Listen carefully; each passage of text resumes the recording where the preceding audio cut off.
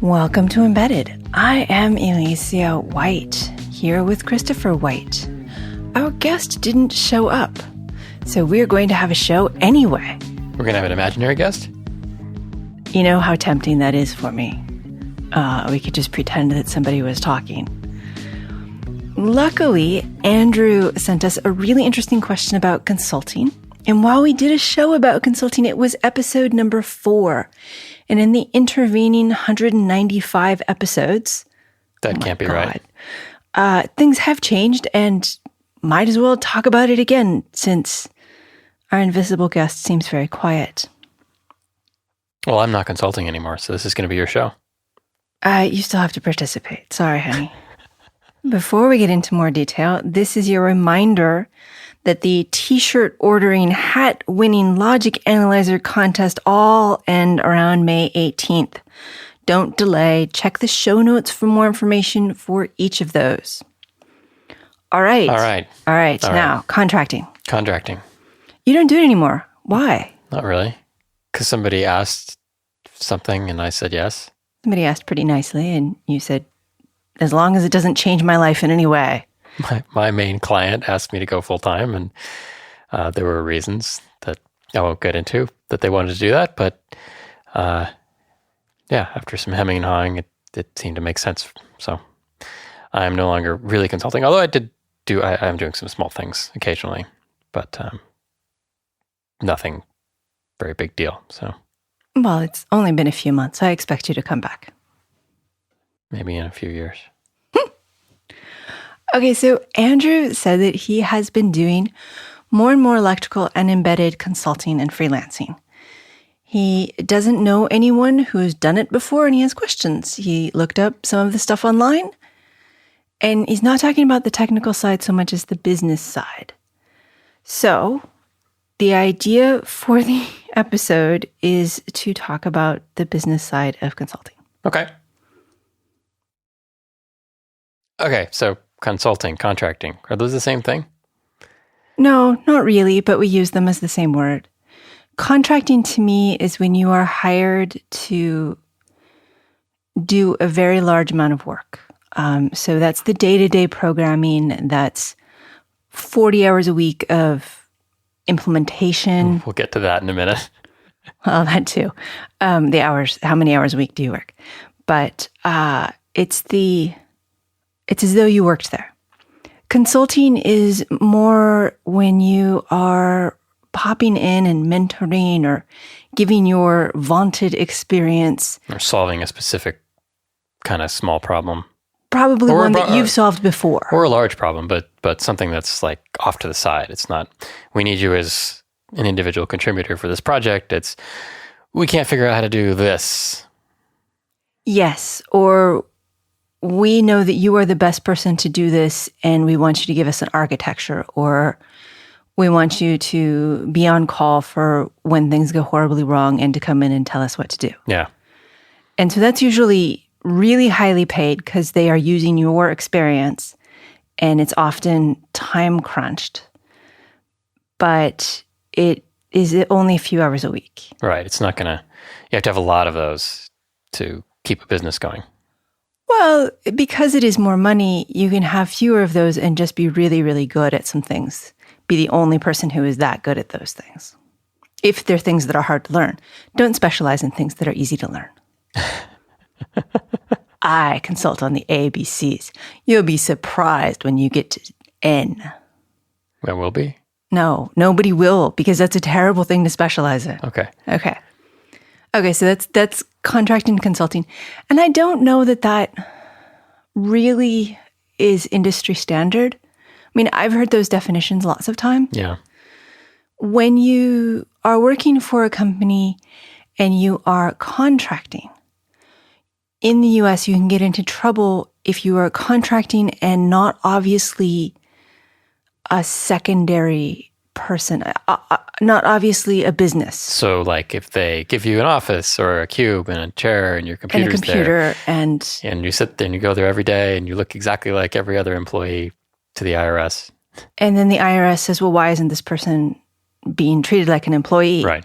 And in civil court, if the company goes public, that person says, well, I was, for all intents and purposes, an employee. I should have gotten the benefits, both the stock and human resources type benefits. So there's some danger there. You kind of have to be a little careful and aware that you can get yourself and the company in trouble. Okay, so those are terms. We still haven't gotten to his questions. First one, given the choice, do you prefer a fixed job cost or hourly billing? That's so easy. Time and materials. I really prefer hourly. I have done a few fixed bid contracts, and they are things that I know very, very well how to do, and I know how long they'll take, and I still charge you twice as much as I think they're going to take, even though I'm really confident. Well, just think about how good we are all at estimating our schedules.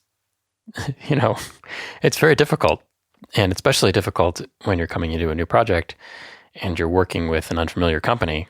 You don't know what kind of roadblocks. They never tell you everything. You don't know what kind of roadblocks they're going to put in your way, what kind of meetings you're going to end up going to that you didn't know about that's going to take your time.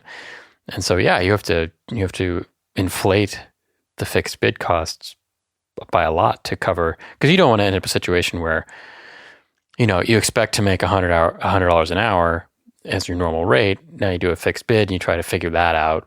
And you think it's going to take you 10 hours. And suddenly you've spent 6 months on a 1 month project and you're down to $15 an hour or something.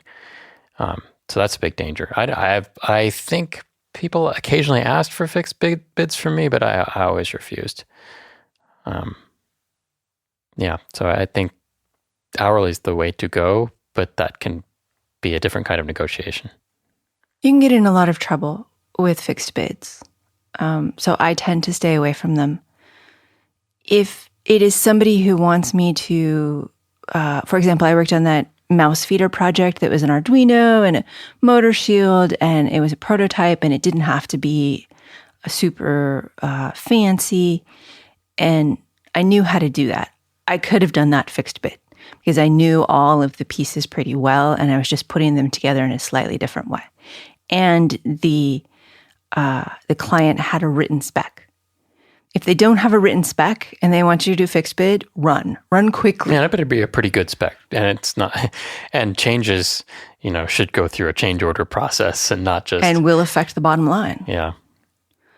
I have one person wanted a fixed bid, and I said, I don't think you do. Let's try a week at hourly, and I won't go over this amount. And if you're really unhappy, we'll just walk away. And I didn't give them a whole lot of hours, but I think that I would have had to bid way too much, not knowing them very well. And that worked out. We ended up with hourly, and they said that it was much less than they were willing to pay for fixed bid. And I said, well, it was better for me. It was better for everyone. All right. So next question. What is your strategy for calculating estimates? For billing, for hourly, or for fixed? What do you think? Well, I think that applies to both. So start with fixed. For fixed, if I know what I'm doing, then it is how long I think it would take if I was just going to sit down and do it for myself. Multiply by 2 to 3, depending on the vibes I get from the person I'm working with. And then add at least 2 full days. Yeah, and then you should have some idea of what that means for your billing. You're like, okay, this is my hourly rate. Yes. Oh, and then I multiply that all by my hourly rate. Right. By the high end of my hourly rate. So let's go to hourly rate. I have for a long time said that you should start out with an hourly rate that is very similar to the salary you want. Divided by 1,000. Divided by 1,000. So you take your annual salary, let's say that's going to be $60,000 a year. That's what the area that you're in and what Glassdoor or whatever your last job paid you. And you take this number, 60,000, and then you divide by 1,000. You get 60. That's your hourly rate. Now that isn't your final hourly rate. That's your start. And if you are one of those people making, I don't know, $500,000 a year, then I'm saying your hourly rate should be $500 an hour. So the interesting thing about the 60 hourly rate, is that comes out to if you worked 40 hours a week which you won't, but let's say you did. Well, I have the whole Google spreadsheet. But it comes out to, $120,000.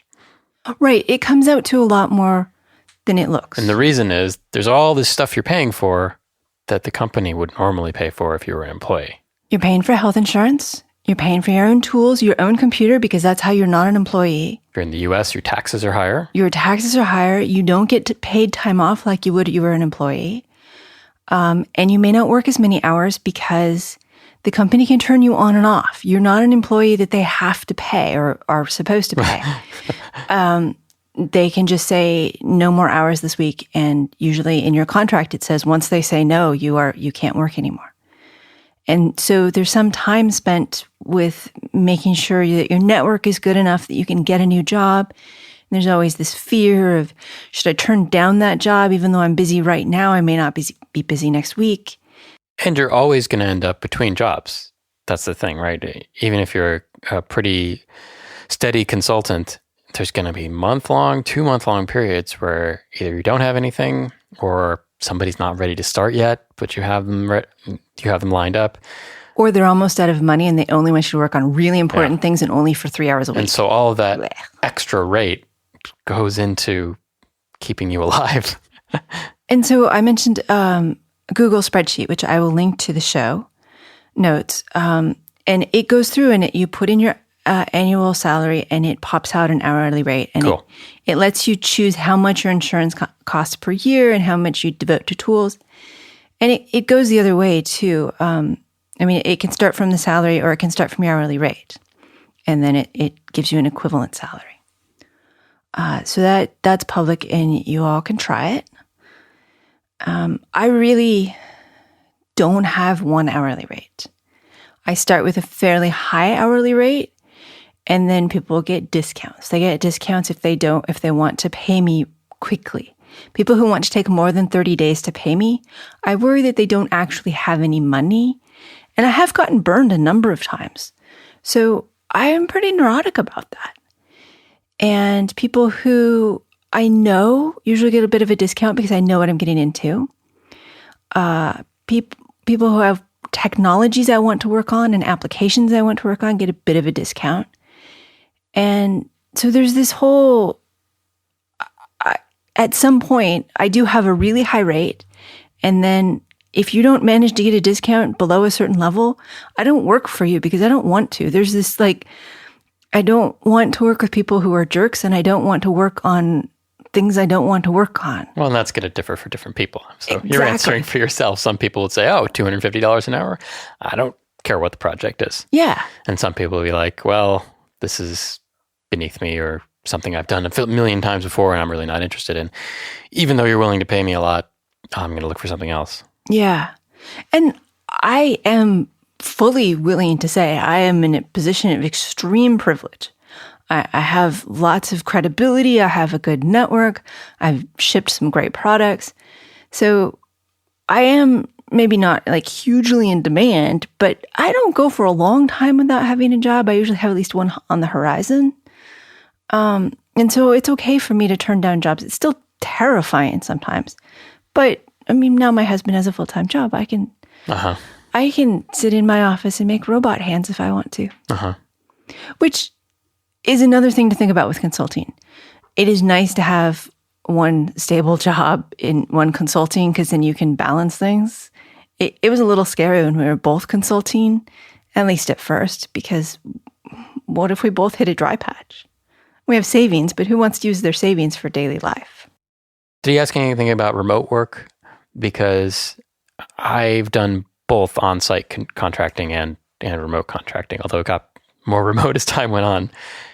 Because that's another consideration too, is you have to be in a place that has enough clientele. So if you're in, let's say, I'm going to choose a geographic place and everybody's going to be mad at me. Go with Cincinnati. Sure, Cincinnati, you might have fewer options than if you're in San Jose. And if you have a good enough network, that might not be a problem if you can get remote clients. But that's still trickier than having a whole bunch of places near you that you can, physically go to. He doesn't ask about it, but that's a good point.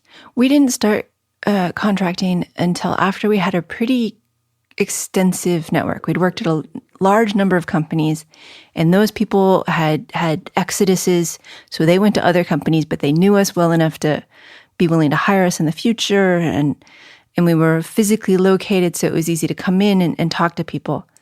And then we moved, and now we could go and visit people in San Jose and San Francisco, but it's a trek. It's not, I'll meet you for lunch. It's like, let me spend the whole day there. So yeah, that network building, I don't know if it's as important because there is more remote work and it's way more accepted, but it would worry me. That's one of those things that I don't know. I'm a fish in the water. Don't necessarily ask me about the water. I don't know. Well, it's a different prospect for electronics and software too, because if there's something you're working on with electronics and you're expected to deliver physical artifacts and debug stuff, in their lab, that sort of thing, that's harder to do remotely than firmware or software. Well, that's one way to try to figure out if you need to be there or if you can work remotely is how much gear you need to take home. And if it involves 5 power supplies and 12 motor drivers, it's better just to go into the office. Trust me on that one. Let me go on to his next question. Yeah, sure.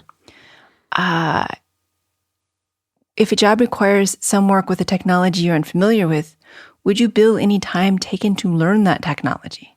A new programming language, an IDE, or a CAD package? Yes, but why are they hiring me? Would be my question, I guess.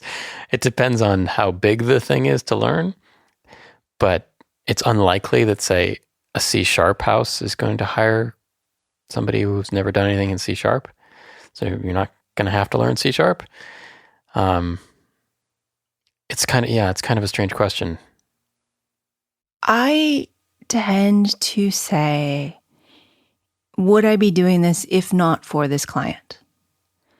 And that's where I say they get billed. Oh yeah. No, I mean, and so yes, if I want to use IAR and they want me to use Eclipse, they actually have to pay for me to set up Eclipse and that learning curve. That's common. I mean, but those are tools and things. They're not concepts.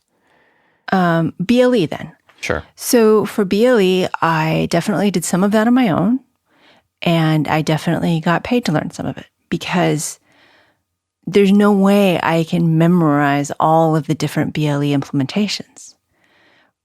On the other hand, I do a lot of technical reading and I do a little bit of messing around with my own projects. And so, yeah, there's some balancing both ways. I would say if they hire you, even though you have something missing that they need, you bill them for educating yourself. That's part of the project. It is part of the project. And if you feel squeamish about it, ask them. Say, I'm not that familiar with X, and I find it looks like I'm going to spend some time learning about X. Are you sure I'm your right fit? Because your goal here is to have a client who wants to hire you again, and making them pay you to learn esoteric blah, then they won't hire you again.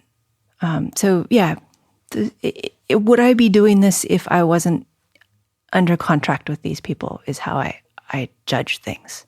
It's a tough line because you're like, do I charge them to go out to lunch with them? Well, I'd have to eat anyway, so usually not. Depends on what you talk about. But if we spend the whole time talking about their project, that is not something I would do. If we spend the time talking about our kids and our hobbies, then yeah, at some point, their kids, our hobbies, then yeah, I don't usually charge for that. Okay, so that answers that? That question, yes. If a job requires some paid software you don't have, do you buy it yourself or bill the customer? Both. Well, one or the other, but not both. It depends. There's some software I buy myself. Yeah. Beyond Compare is something that I don't even care. If I'm employed by a company, I'm buying it myself because it's mine. Sorry. IAR, on the other hand, is pretty expensive. And the configuration varies from project to project, so you can't have you wouldn't want to shell out for the whole thing, and then you have to upgrade it, and who knows what version they're using. Yeah, so something like that, they're buying. Well, and the license remains with them. Yeah. So when you are done with your project, you hand them over the license. And it is theirs, and they will be using it in the future because no software is ever finished. Are there other software tools that you can think of that might fall under that? I mean, if you want to like linters and stuff, and it depends on, there's different contracts, right? There's ones where you're coming into an established software place that knows what software is, and there's ones where they have no software experience, and you're the software person, and so you're expected to, figure out what tools should be bought and develop a tool chain in the whole development environment. And in that case, there's going to be a mix of things, but I think they should pay for everything as long as it stays with them for the most part. Everything that stays with them, they should pay for, and everything that stays with me, I should pay for. And I don't usually make their tool chain depend on things I've bought. Yeah. So yeah, I think they generally pay for it. Although that is something that is different with consulting, I think. With the come in, fix something consulting, if they have, as a consultant, I might have MATLAB or some other LabVIEW or something, fairly expensive tool. And one of the reasons they're hiring me. And so that's one of the things that might be different with electronics consulting. If you have an Altium license and it's your Altium license, be sure they pay you for that. So. What do you mean? If it's your license? Well, like if I had IAR and it was really, really expensive, my rate should reflect that they are using an expensive tool through me. Yeah, okay. And this is for tools that cost upwards of $5,000. Yeah. What about hardware? If it stays with them, they get to buy it. If it stays with me, I get to buy it. And that's why we have a large selection of hardware, because I am very greedy with my hardware. But you should expect to buy your own computer and maintain it and figure out what to do when your computer is dead and you're on a contract. Oh, yes. I hate that. Oh, we almost killed my computer recently, and I spent a whole hour thinking, well, that's going to make work hard next week. I sure hope it doesn't matter. But no, I mean, that's one of the side effects. You can't call up IT and say, hey, my laptop's broke. Go, grab one from the supply closet, and you have to figure out, okay, do I need to go shell out $2,000 at the Apple store this weekend, or at where else you might buy a laptop? Costco, yeah. And you have to maintain your own laptop. So that means keeping it up to date. Goes bad, and keeping security because your client's data is on the laptop. Yeah. And that's part of your rate, is having these tools and being IT. And so I guess this goes back to, if your computer fails, do you charge them for setting things up again? And that I say no to, even though it's something I might not do. I don't know. Was it their code that broke it? Well, usually not. But yeah, that's where you kind of paying out of your own wallet, because okay, this is my company's infrastructure that's broken, not yours. Yeah. And so yeah. On the other hand, sometimes I do buy software and hardware just because I want to have it. And that's allowed, and it is cheaper if you do it through as a business. Even solo contracting, you can write off part of your income with toys and tools. All tools, I swear, no toys. How do you handle questions requests after you've handed off a project? Bug fixes. Do you fix them for free, as they could be your error? No. And if there's a line item in the contract that says that, it is struck. Yeah. Chris had a contract once that said, you will forever fix bugs. And he was like, no, I won't. And I had one, I think yours was for free. And I had one that said, you will always be available to sign any paper. And if you aren't, we will sign it for you as power of attorney for everything. And I was like, no, you may not have power of attorney. You cannot sign things for me. If there's a reason I didn't sign it, there's a reason.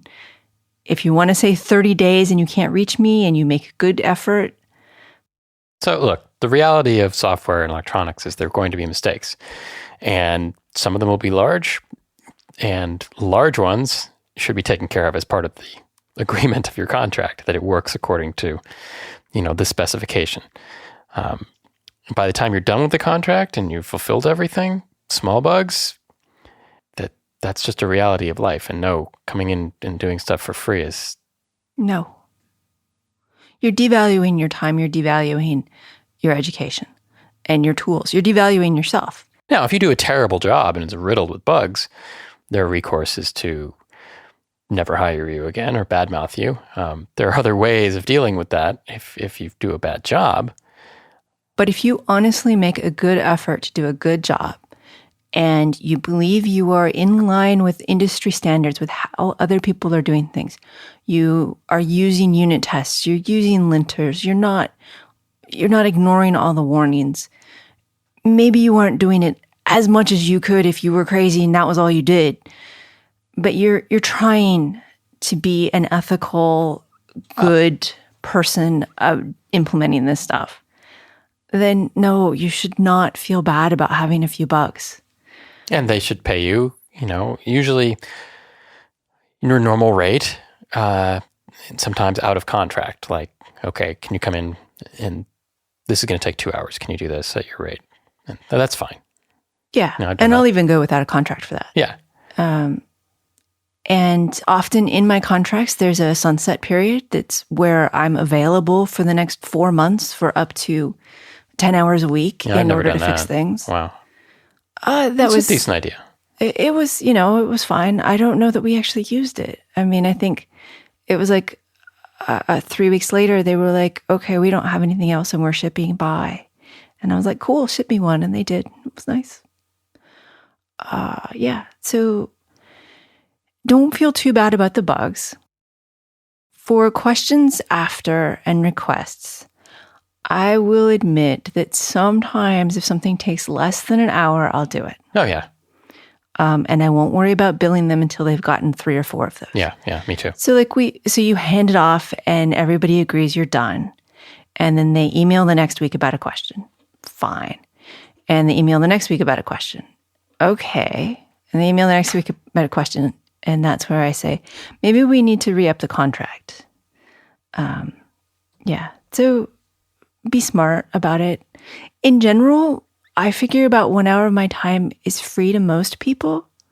I don't mind hearing about their projects and giving them what advice I have, if I have time. And so I try to apply that to past clients as well as future, figuring it leaves a good impression. And that helps with getting the next job. I mean, your best source of contracts are the people who used to have a contract with you. Yeah. And everybody scrambles around and goes to different jobs, and then you get new opportunities. Okay, next question? Yeah, next question. What kind of license and author text do you put in the file comments of programs of libraries? Well, let's break that up. And how does this change if you wrote something entirely or just modified? Okay, so licenses. Licenses are important. If something comes from, say, Nordic, the vendor of my chip, then that has a copyright license, and I usually don't modify it. I do read it, because if it says something that I don't think is good for my clients, I let them know. And if I get something off the internet, I check a lot to make sure that that code is compatible with what my clients need. If they are okay with GPL, we'll do GPL. If they're not okay with GPL, we will make sure it is clean. If it's BSD, I will note that and make sure that it is in their documentation. And if I do it from scratch, it says copyright client, year of writing. The code does not belong to me. My name is not in there. Does that all make sense to you? Yeah, except I think the question was coming from a different angle. Oh, okay. You're writing code. I'm writing code. What do you put in your code you write? If I'm writing it for a client, I put in client company. Did you already say that? Yeah, that's fine. Oh.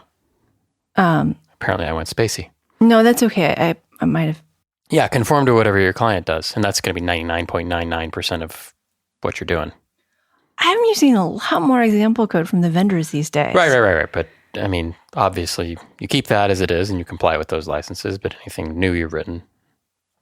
And you do have to read that code and you have to read those licenses. Now, the slightly different part would be if you've asked them, okay, I'd like to develop some library that you guys can use, but I'd like to open source it. That's a whole different conversation about your contract. Yes. So now they're paying you to develop code that might be used for somebody else. And so, yeah, you have to be careful with that. And I have some code I have developed for myself that I do apply to clients. And that is one of the hardest things to figure out how to charge them for. And I finally came to the conclusion that if I have developed, like my console serial, you type at it and it runs commands, console thingy, widget. I charge them for putting it in their system and not for any of the code itself. I wrote that code to be open source, and it is open source to them as well as everybody else in the world. Right. I wanted to do some code involving an inertial measurement unit, and I was working with an inertial measurement unit company, and I wanted to do some free software, and then I wanted to apply it to their code. That still was, I wrote the code outside of their billing hours and then said, I am done with this. Would you like to use it? And they got to use it just like everybody else that I made it available to. If I had written it for myself and was not intending to open source it, I don't know what I would have done. I mean, that's sort of license it to them. I'm not willing to try that hard. Yeah, one of the problems with contracting is there's a lot of legal stuff involved, and you have to read the contracts carefully because they do put weird stuff in them. And if you don't have a lawyer, it can be even trickier. I don't think we've ever used the services of a lawyer in any of our negotiations, although we've occasionally considered it. I think we should sometimes. But that goes to the licensing thing and protecting yourself. You know, if there's liability involved with the product you're working on, you know, they go after the company if somebody gets hurt, or do they go after you? How do you protect yourself from that? There's some big legal implications for working for yourself that just don't exist when you work full time for a company. Well, this all falls into the next question, which is, do you reuse code you've written for another job verbatim? Where do you draw the line between boilerplate code and proprietary code that your client owns? So I've done, I would say 3 or 4 projects that were extremely similar. And I rewrote them from scratch every time. Yep. And it gets easier the 4th time. Oh, yeah. It wasn't that big a deal because having done it once, it's just not that hard to do the same thing. You get to improve upon it, which is nice because it's a clean slate and you don't have to make the same mistakes again. But I think it's borderline and maybe across the border of unethical to reuse code that you have.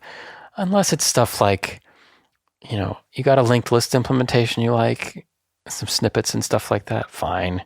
If it's boilerplate structural code, I think that's fine. Well, those are the things I end up implementing. When you go to implement it the 3rd time, I'm like, oh, to heck with this. I'm not doing this for the client again. Yeah. I'm just going to do this for myself. I'm going to make it nice, and then I'm just going to be able to use it forever. But if it's something to do with networking, if it's something to do with image processing, if it's the core of the product, like you're making a BLE widget, and the glue code between BLE and this and that, don't reuse that stuff. What about looking at it? Oh, sure. It's yours. I mean, that's... So customer A pays you to implement complicated library. And customer B comes and wants something similar. At the end of your contract, you shouldn't be able to look at it. Yeah. You shouldn't have it anymore. It kills me sometimes because I think back and I think, wow, I remember that as a really great implementation. But you know what? An earlier question was about licensing. And I said, if I'm writing it from scratch for a client and then they're paying me to write it, then the license says copyright them. Yeah. And at the end, it's theirs. Yep. And even, I mean, you know, sometimes I'm tempted, hey, friend at this company, do you mind if I look at this? Knowing that they will say, no, we don't care.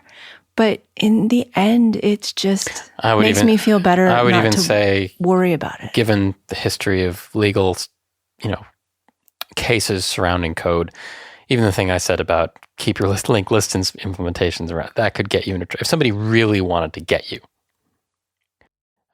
You're better off taking your linked list implementation off of some very free location, getting it off of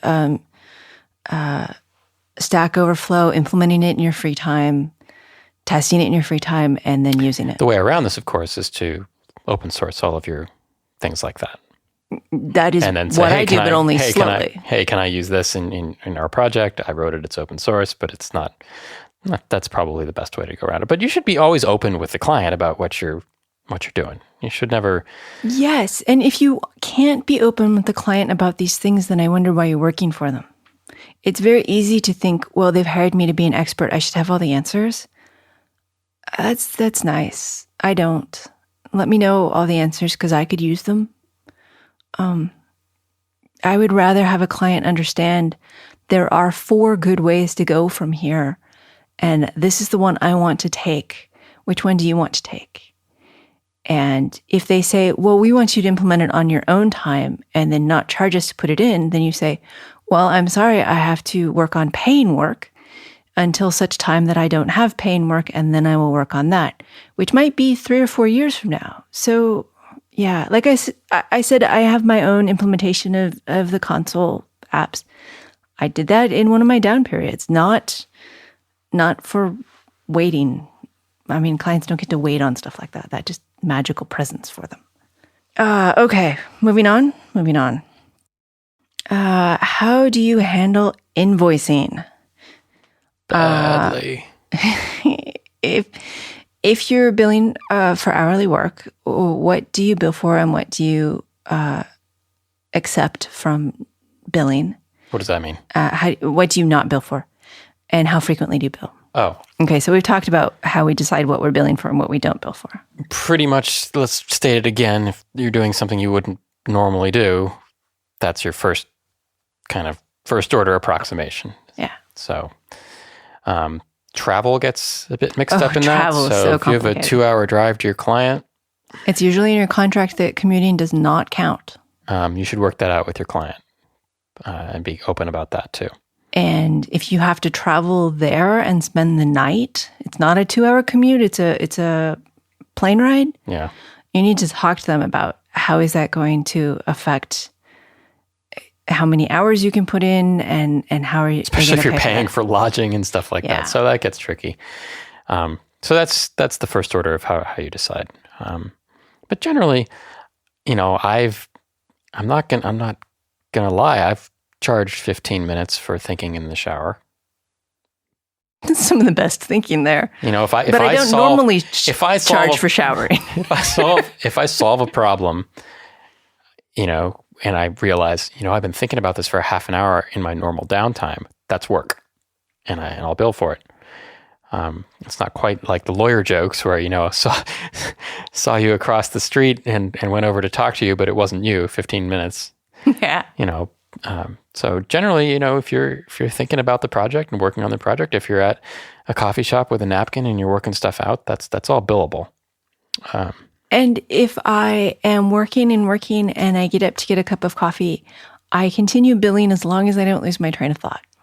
Yeah, or some lengthy period of time. If we go for a walk with the dogs, then yeah, no, I can't. Unless we talk about something.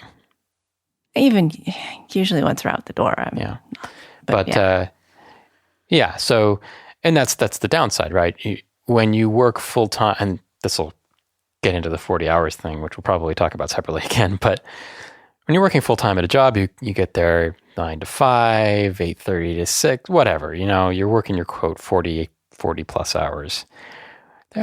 Let's be honest. How many hours are you actually working while you're sitting there? There's at least, a few minutes of shooting the breeze with your buddy across the cube. There's, lunch, which sometimes lunch can take a while. Well, and then there's the birthday party celebration. There's the birthday party. There's meetings where there's you the all hands meeting. Don't really want to be there, but you have to because you're an employee.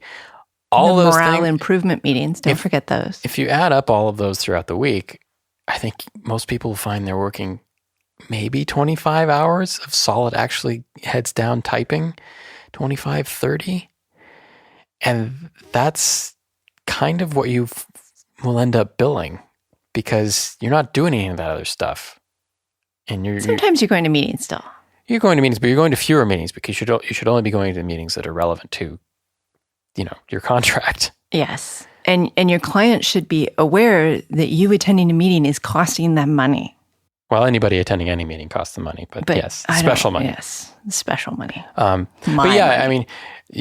I think I've done bursts where I've worked a lot of hours for a contract, but working an 8-hour build day feels a lot worse than a normal 8-hour day because that is 8 hours of I'm doing technical, creative work, and you can't do that for that long. Some of you probably can, but I personally, start to get pretty tired, and you make mistakes. Yeah, and the more mistakes you make, the more you have to do tomorrow, and then you have to bill them for that, and then you feel guilty, and blah blah blah. I know some people out there like, I work hard for 60 hours a week. I have 3 jobs, and I work one job. two the startup more. People. And I've been there. I've worked at a full-time job, and I have worked 50, 60-hour weeks, even 2 or 3 of those in a row, and you just feel like a zombie afterwards, and you're really heads down working. And yeah, it can happen. Yeah. But there are a lot of times that it's funny, as a full-time employee, I almost always aimed for 44 hours. I don't know why I decided that. Maybe 110%. I don't know. But that was my goal in chair hours. And it was always kind of dumb. As one of the things I like about contracting, if I want to make cookies at 3:00 or I want to do a podcast at 4:00, we can do that. It's not, they aren't paying me for my life. They are paying me for the hours I give them. Yeah. And you don't feel guilt about, I'm not working right now. And I full time, I always felt like I wasn't working enough.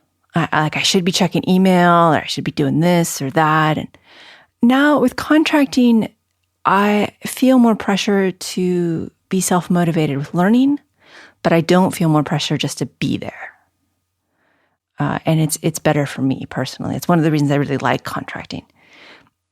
It's funny, I think when we did show number 4, we talked about contracting, and I said I would go back to a full-time company if it was the right company. Similar to how I left contracting to go to ShotSpotter. That was the right company for me then.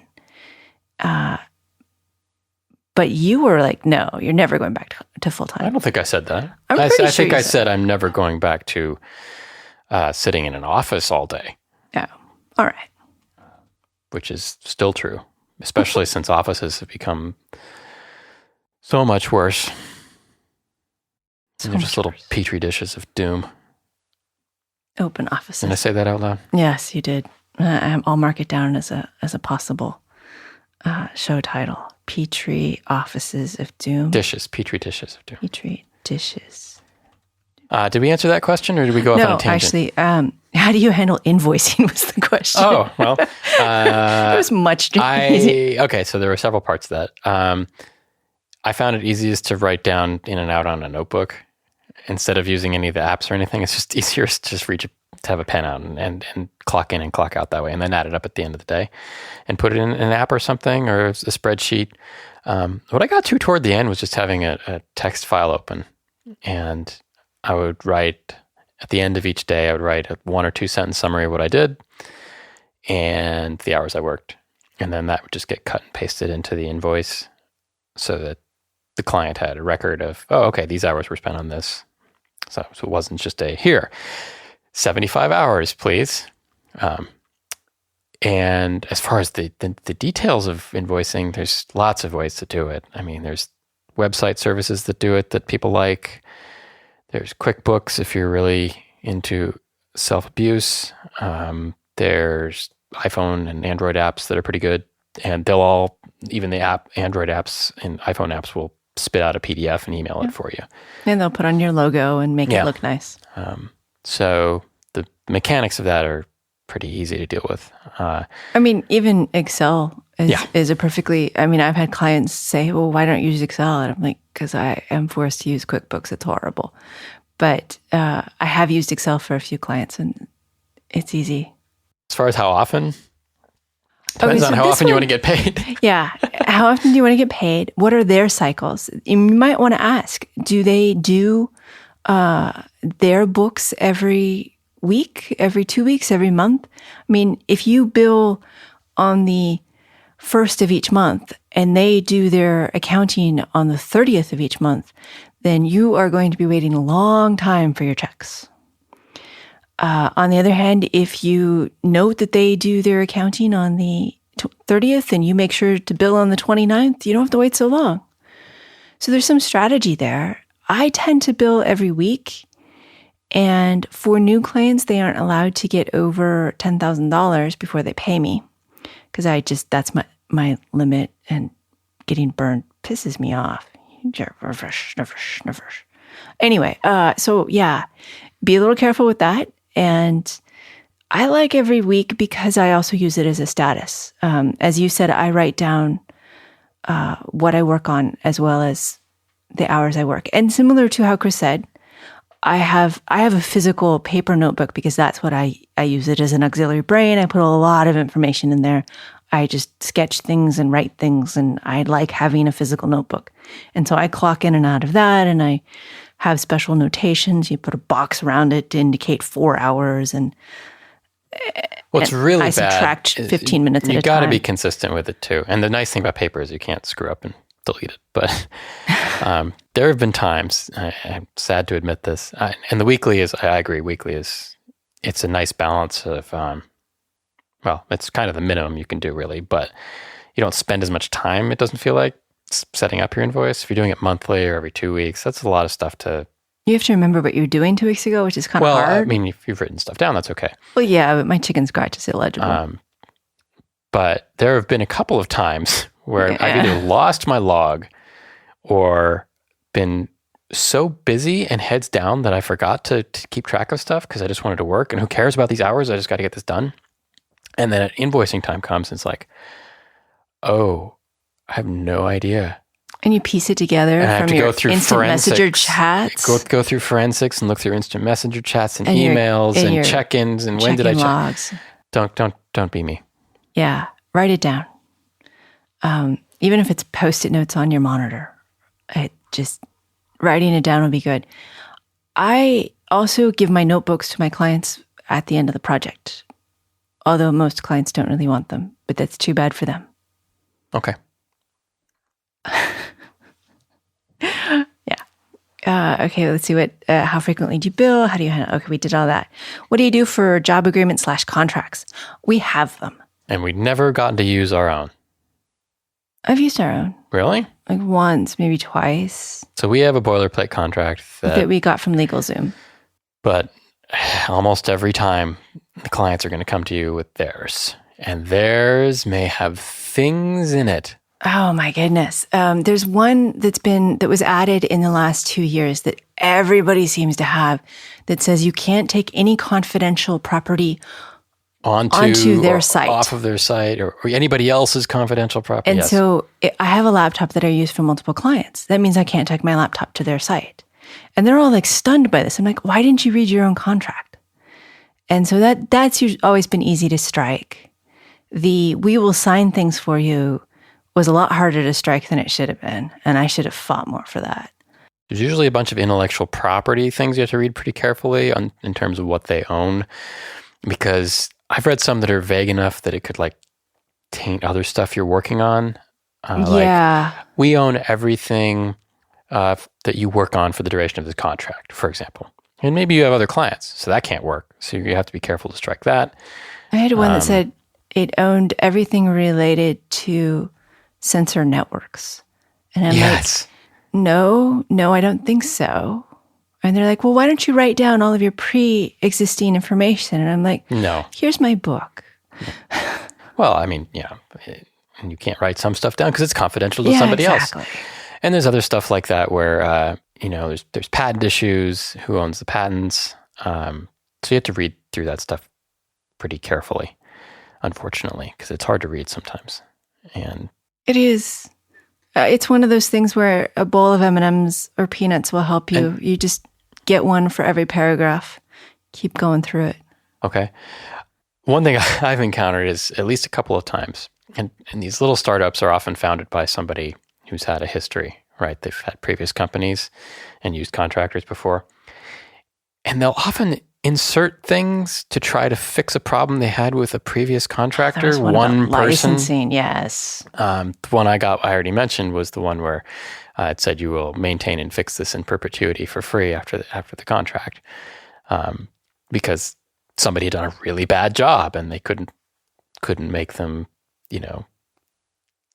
fix their problems. And there was some other clauses I found like that where it's like, oh well, I had a bad experience, so we'll just put a line item in here that's draconian, and that'll fix it because nobody else will do it again. Yeah. So watch out. If these aren't people that you would lend $100 to, don't do business with them. Because as you work for them, you're going to be lending them a lot more money in shorter periods of time. Yeah, that's true. And if they don't feel right to you, they aren't people you would like to have lunch with, you're doing business with them. And I want to say that makes you friends, whether or not you like it. And maybe not friends, but acquaintances. I mean, the word is business associates. People you hope not to sue. Yes. And I've mentioned that I've gotten stiffed. I've gotten stiffed a couple of times. And that is in large part because I am willing to work for very small companies and they sometimes go out of business and sometimes don't have as much funding as they thought they did. And it's a little heartbreaking for me because it means that the next client I have to be a little more strict with. And I think it's a little hard on them too, because I make a point of the person that I have contact with is the person that I expect to see me paid. So I don't want the contract to be with some muckety-muck manager that I've never talked to and don't have the email for. I want it to be with the person who is managing me, and I want them to be at least partially on my side, which is I want them to be able to walk over to accounting and say, why isn't this check cut? And yeah, so be careful with that. I know that's it doesn't happen to everybody, but it's happened to me. Be nice to your clients too, on the flip side. If they're having money issues, get in front of that and say, do you want me to cut back my hours? Are you expecting to be able to pay me? And don't just let it get to where they're 3 invoices out of date and they're giving you excuses. And by then it's kind of sometimes too late to do anything. And you're continuing to work. That's the problem. At some point you need to say, okay, guys, looks like you're having problems, or let me know if you're having problems and I'll scale back. Especially if, you're toward the end of the project where you're just doing maintenance and things and you'd be throwing an hour, 2 hours, 3 hours here or there. Sometimes that's not necessary to do and it'll keep you out of trouble and maybe take some pressure off them. Or put some pressure on them to pay you. If they really need those things. Yeah. Because in the end, that's what it's about. You provide a service for them and they pay you. And if they fail to pay you, you stop providing a service. I remember I had this client that I'd had for a while, and then they ran out of money and they didn't tell me. Actually, they told me they were getting more money. And every time I said, it looks like you're having problems, they said, no, it's fine. And then it turned out they didn't pay me and they went out of business and all of that. And the founder called me 6 months later and wanted me to work for his new company. Yeah. And could not understand my vehement, no the hell way. Yeah. he really just, it was like, It's a different company. It's business. It's a different company. We're funded this time. And I'm like, no, I'm sorry. This is a business association.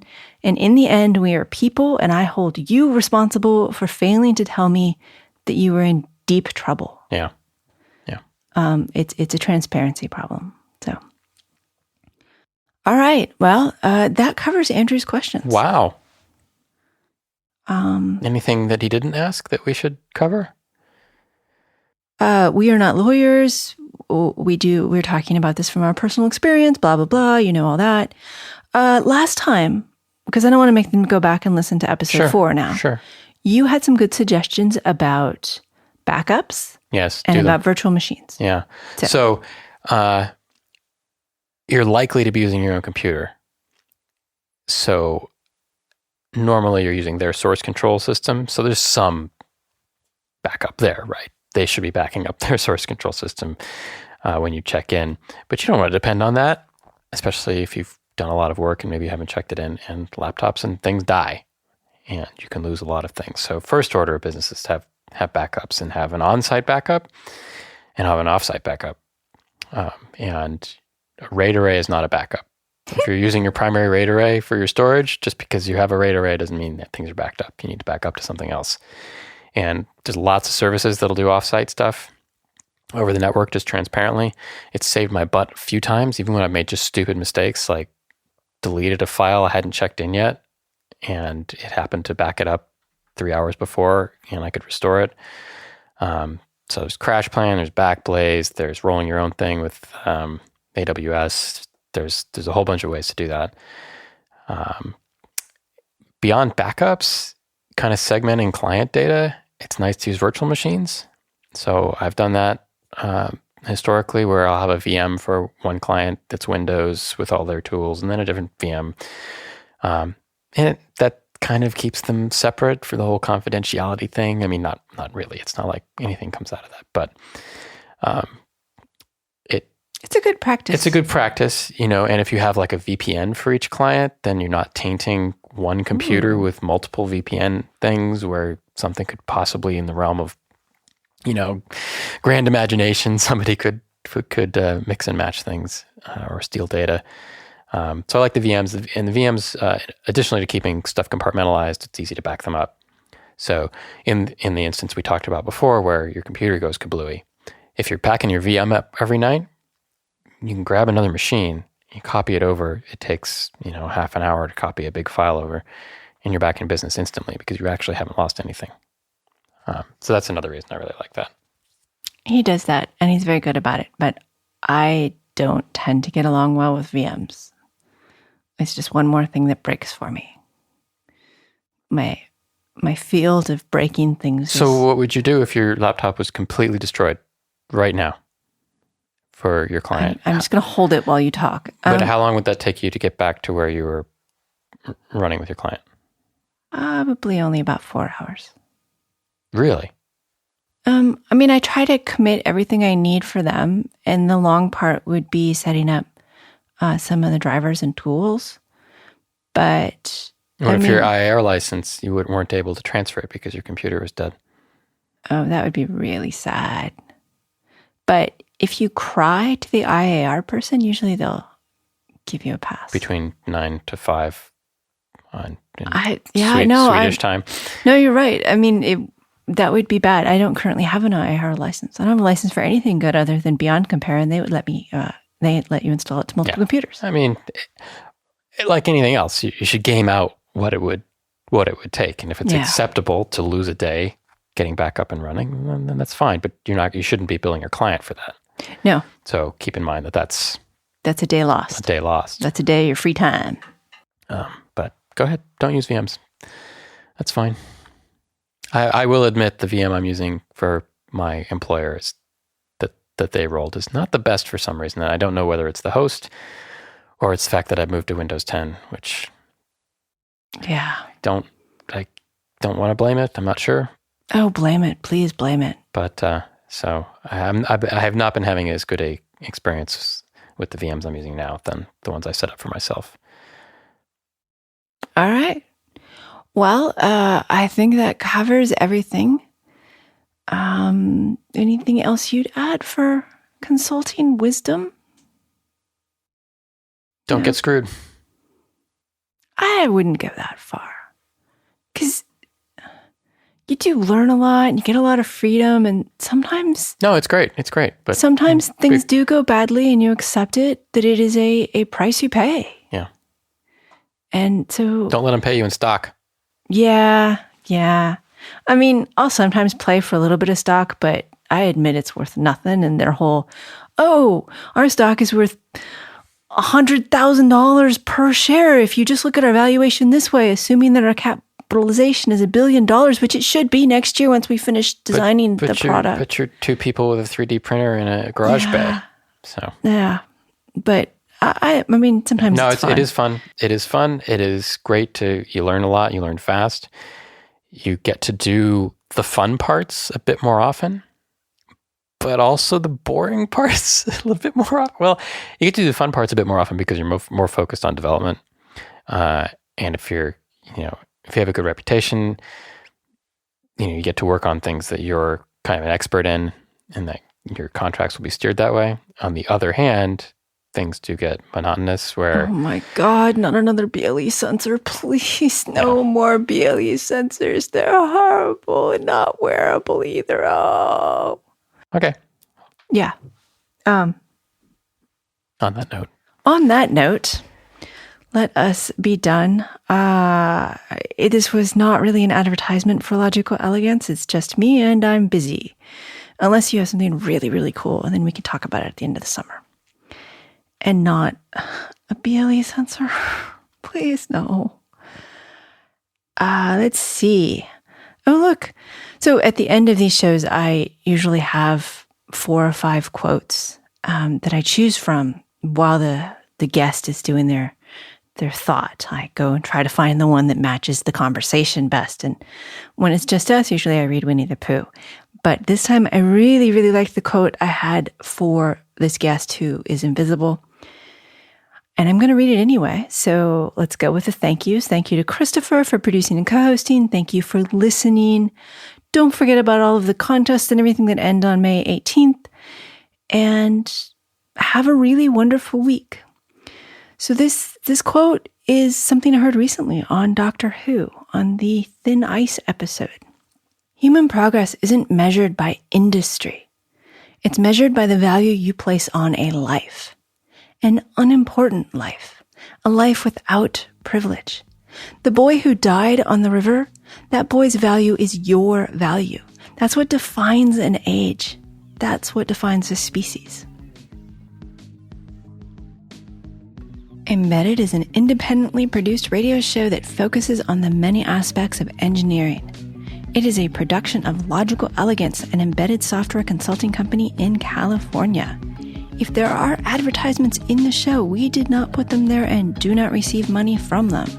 At this time, our sponsors are Logical Elegance and listeners like you.